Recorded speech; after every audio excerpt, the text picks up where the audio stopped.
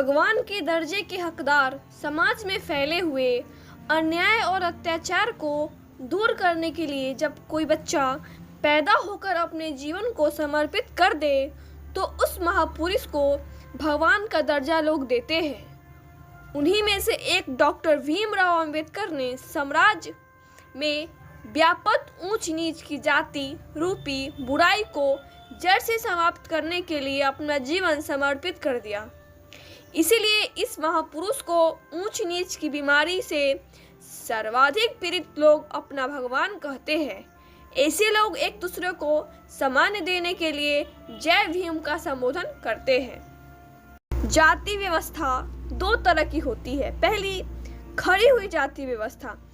इस व्यवस्था में एक नीची जाति के अमीर व्यवसायी, रुतबे वाले प्रशासनिक अधिकारी या राजनेता के घर में जन्म लेकर भी उसका बच्चा ऊंची जाति का नहीं बन सकता। उसकी पहचान उसके पिताजी की जाति से की जाती है, उसकी संपन्नता से नहीं। ऊंच नीच पर आधारित जाति व्यवस्था को खड़ी हुई असमानता कहते हैं।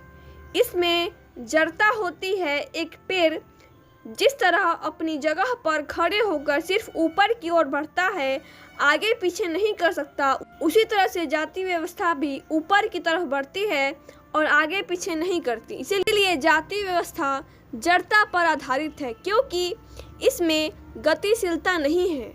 सर्वोच्च शिखर पर बैठी हुई जाति को उच्च जाति दर्जा प्राप्त है और उससे नीचे की सभी जातियों को नीची जाति का दर्जा प्राप्त है। हर जाति अपने को शिखर तक ले जाने का प्रयास करती है, परंतु अंत तक नीचे ही बनी रहती है। सर्वोच्च जाति को समाज का सर्वोच्च सम्मान मिलता है और सीढ़ी नुमा निचली जाति को अपनी सीढ़ी के स्थान के हिसाब से ही उसे सम्मान किया जाता है। समाज की निम्नतम जातियों को अस्पृश्य कहा जाता था, जिसे बाबा साहेब के संविधान के अनुच्छेद 17 ने समाप्त कर दिया। आज इन जातियों को अनुसूचित जाति और जनजाति के नाम से पुकारा जाता है और उनके लिए अनुच्छेद 14-15 के तहत सरकारी नौकरियों के आरक्षण की व्यवस्था भी की गई है। अस्पृश्यता समाप्त होने के बावजूद भी ऊंच नीच की व्यवस्था अभी भी जारी है, जो ब्राह्मण, क्षत्रिय, वैश्य और शूद्र रूपी 4 डिपार्टमेंट में बटी हुई है। किसी भी जाति समुदाय में जन्म लेने वाला बच्चा आजीवन उसी समुदाय का सदस्य बना रहता है और मरने के बाद भी उसी जाति का पहचान ही रहता है।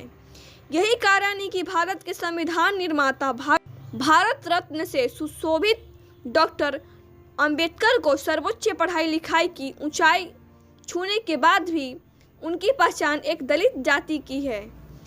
यह समाज की बड़ी ही भयंकर बीमारी है जो किसी भी दवाई से आज तक दूर नहीं हुई, बल्कि कोविड-19 वायरस की तरह से अपना रूप बदलती रहती है, जड़ से खत्म नहीं होती। इसी तरह की व्यवस्था है पड़ी हुई जाति व्यवस्था। जाति व्यवस्था को कोई भी ठीक नहीं है, परंतु फिर भी पड़ी हुई जाति व्यवस्था में गतिशीलता ऊंच नीच की व्यवस्था से बेहतर है। इसे समांतर सामाजिक व्यवस्था भी कह सकते हैं, जिसमें हर जाति यह पड़ी हुई रेखा के ऊपर खड़ी रहती है। उसमें कोई भी अग्रणी या पिछड़ी जाति सामाजिक, राजनीतिक, आर्थिक, प्रशासनिक और शैक्षिक हैसियत प्राप्त करने या खोने के बाद अपने स्थान को आगे या पीछे की तरफ ले जा सकती है। अतः इस व्यवस्था में परिवर्तनशीलता होती है। लोगों की पहचान ऊंची जातियाँ या नीची जातियाँ के स्थान पर अग्रणी जातियाँ या पिछड़ी जातियाँ के रूप में होती है। मान्यवर कांशीराम जी एक पेन के माध्यम से उसे खड़ा और पड़ा आरा तथा तिरछा करके समझाया करते थे। 1990 मंडल कमीशन होने के बाद देश में ऊंच नीच की लड़ाई की जगह अगड़े और पिछड़े की लड़ाई होती दिखाई दी, जिसे राजनीतिक जातिवाद कहा जाता है। इस परिवर्तन के लिए डॉक्टर भीमराव अंबेडकर एवं उनके पूर्व के महापुरुषों तथा उनके अनुयायी मान्यवर कांशीराम जी का संघर्ष सराहनीय है। तो फ्रेंड्स, सो आई होप कि आपको वीडियो पसंद आया। तो वीडियो को लाइक करें, चैनल पर नए हैं तो सब्सक्राइब जरूर करें। तब तक के लिए bye bye, tata and see you. Take care all of you.